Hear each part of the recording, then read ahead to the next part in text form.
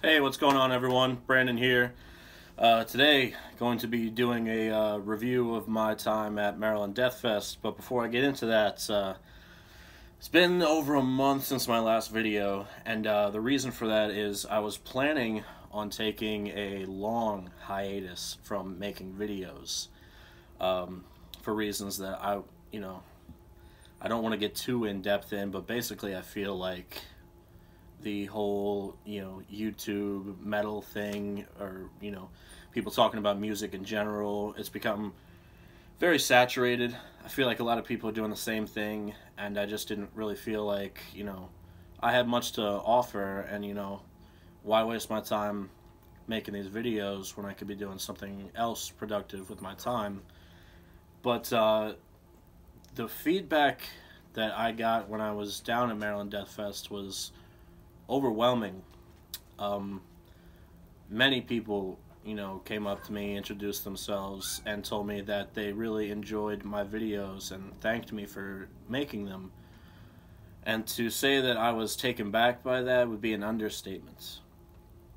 I appreciate all of your kind words, either, on here or in person. And so after that, it really kind of struck me, maybe I should keep doing these.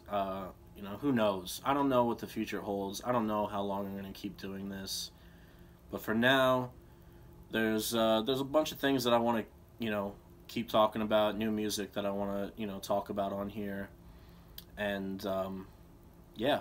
So, here I am. So, Maryland Death Fest, I was there Friday and Saturday. This year was the first year in 5 years that I didn't go for 3 or more days, and I gotta say it was kind of refreshing, because 4 days, even 3 days is exhausting. 2 days this year was fucking exhausting. So, I'm glad I went. I got to hang out and shoot the shit. I did that, honestly, more than I watched bands. There were a lot of bands that I wanted to see that I didn't get to, but, that's the nature of a festival. You're not going to be able to see every single band that you want to. It's just too much. But highlights for me were Blood Incantation, Satyricon. Supposedly this is going to be their last U.S. tour. It was my first time seeing them, and they were phenomenal. Petrification, who I will talk about in this video.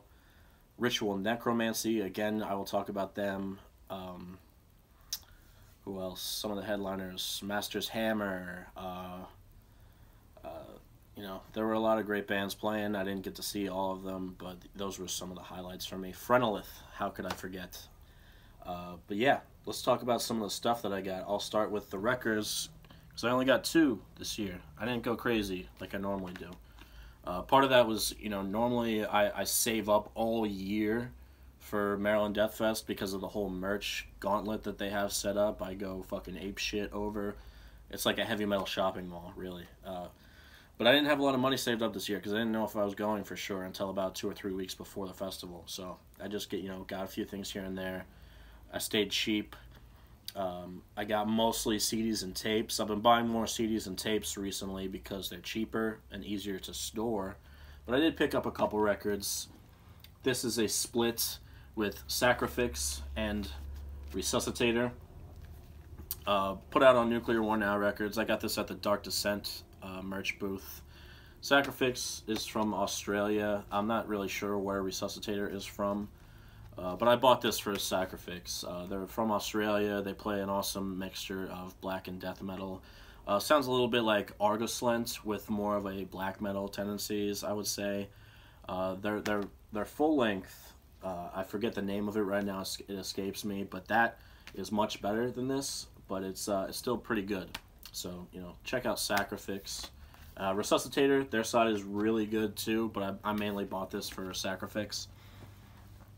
And then I have this on CD, but I picked up the vinyl version because it's an amazing record. Skeletal Remains, Devouring Mortality, put out on Dark Descent Records. These guys are from California. Awesome gatefold presentation.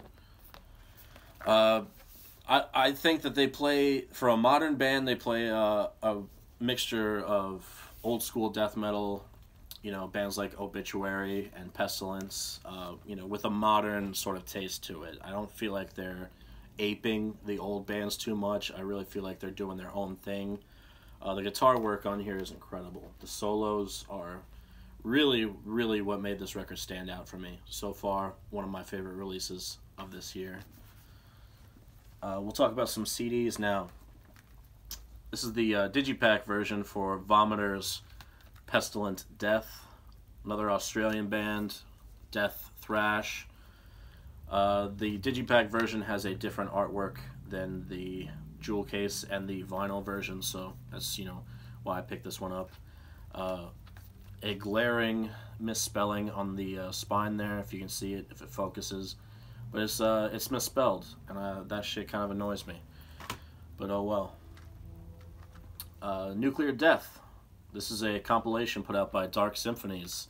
It's got their most popular album, Bride of Insect, along with the demos from '86 and the demo from '87. This is probably a very influential sort of death grind band, more towards grindcore, from Arizona, fronted by Laura Bravo. I gotta love it when you see girls in metal doing amazing shit like this. So I had to pick that one up. Here we have Posthuman Abomination with Transcending Embodiment, put out on Comatose Music. Technical, brutal death metal.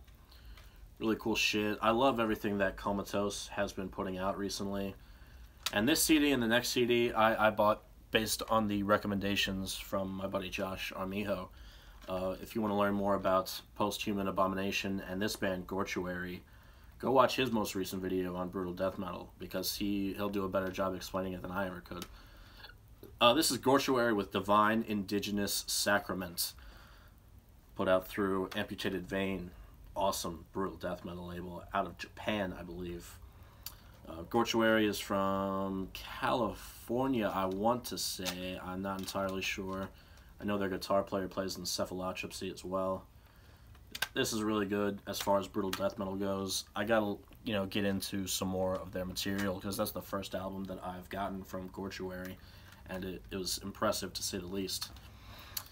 This is Petrification with Hollow of the Void. Wow. This band opened on Friday, and they were one of the bands I was most looking forward to seeing, and they did not disappoint.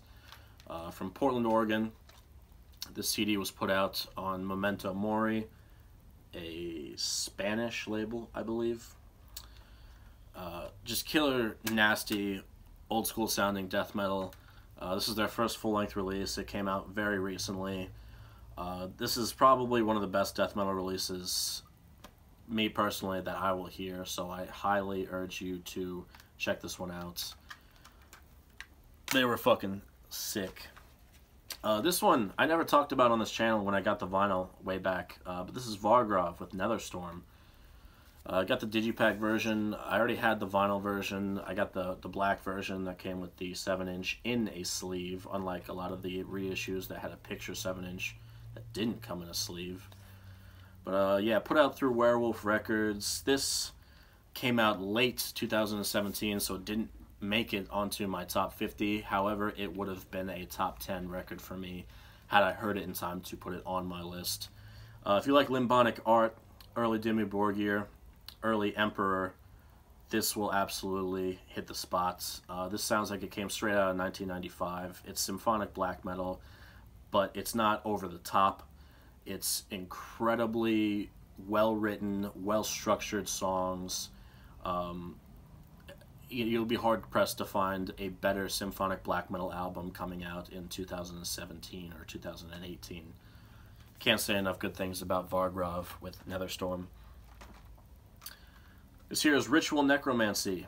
This album is titled Disinterred Horror. They opened on Saturday, and another band that I was looking forward to seeing. I had not really heard anything by Ritual Necromancy, but, you know, this album came out, I think, the day before, so, you know, there was some buzz surrounding this, there was some buzz surrounding their sets, and they delivered. They were excellent. Dark Descent, you know, everything they put out is phenomenal, and the CD is not even in here because I was listening to it recently. But yeah, you know, I'm gonna have to go back and check out some more Ritual Necromancy. Really, really, really good, dank sounding death metal. I mean, it's really just kind of dark, deep, interesting death metal, not your run-of-the-mill stuff. Very, very good. This is Morgengrau with Blood Oracle, put out on Unspeakable Acts, which is a sister label of Dark Descent. I don't know too much about Morgengrau, where they're from, what they've done before, but I had seen a few people posting this, talking about it, and I picked it up just based on that. Fucking excellent, excellent, excellent death metal. Really, really good. Definitely happy I picked this one up. Love the cover art on there. Sorry if there's a glare, but yeah, Unspeakable Acts, Dark Descent. Once again, you cannot go wrong. This was a total blind buy for me just based on the cover. Avulsed with Altar of Disembowelment. This is an EP. It has a cover of Neon Nights by Black Sabbath, which I really didn't need to hear. I don't need to hear a death metal version of that song. It's pretty ridiculous. But, you know, whatever. This came out in 2015 on Extreme Music. Total blind buy, like I said, but once I heard it, I was instantly hooked. Another band that I'm going to have to dig into their discography because this shit is fantastic. Really, really fucking good. I got a whole bunch of tapes as well. This is another Vomiter release. It's called Devil's Poison.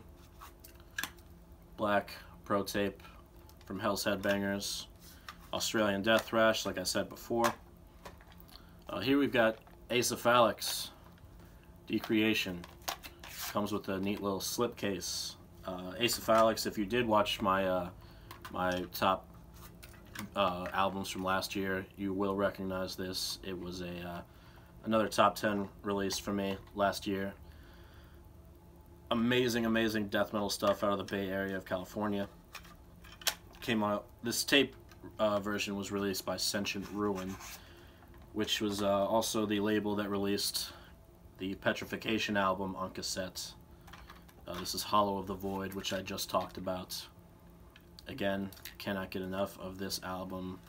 Petrification, a name to watch. Phrenolith. This is a MDF promo tape. 2 songs from an upcoming EP due out later this year in 2018. I don't have the tape in here because, again, I was listening to that one as well. 2 songs, both of which they played, and they sounded phenomenal live. I couldn't wait to get back home and listen to this tape and hear the recorded versions, and wow. Phrenolith, death metal from Denmark. If you're not familiar, get familiar, because they're one of the best out there doing it right now. And Season of Mist had this out at their booth early. This is the new Craft album with the terrible title, White Noise and Black Metal. This isn't out until June 22nd, I believe, but they had the cassette version. They were selling them, so I picked one up. It's really, really good. It's more along the lines of Void than Fuck the Universe. Really far off from, you know, stuff like Terror Propaganda and Total Soul Rape. So if you're looking for, you know, old school Craft, you're not going to find it here. But I think it's pretty good. It's 8 tracks. I think it's a worthy addition to their discography. I like it a lot. I think it's really cool. And then I picked up a few shirts. This Blood Incantation long sleeve. It's got a little design on the sleeve and then a little design on the back. This was given to me by their bass player, Jeff. I know all the dudes in Blood Incantation. They're really great dudes. They're always, you know, hooking me up with cool shit. I don't know if they watch these videos, but if you guys do, Jeff, Paul, Isaac, Morris, you guys rock. And then, you know, third or fourth time I've mentioned this band now, Petrification. I don't know why I keep buying long sleeves because it's hot as fuck now, but this is a Hollow of the Void shirt. Got a really cool sleeve print on it. this little spider, and then the petrification logo. And then, last but certainly not least, I got a Frontalith shirt. They were the band that I was most excited to see at Maryland Death Fest this year. It was their first time playing on the East Coast. They did not disappoint. Fucking love that band. I love death metal. So yeah, that's all the shit that I got. That's I talked a little bit about the bands that I saw and the reason why I'm still continuing to do these videos. Next up, I'll probably be doing an examination of the May Metalhead box. I didn't do one for April because I was, like I said, on that hiatus, which apparently didn't last very long. But I kind of wish I did because it was a great box. There was so much cool shit in there. But, again, that's another one of those things, like, so many fucking people do those videos now, so I feel like, why the fuck should I? But, I like the Metalhead box. They've always been supportive of me. I've always been supportive of them, so I'm going to keep making those videos too because, hey, why the fuck not? People watch them. A lot of people talk shit on them too, but they can go suck a dick. So that's it for now. Thank you all for being supportive of me and liking what I do here because I think it's kind of crazy, but it's also kind of cool. So, as always, until the next time, take care.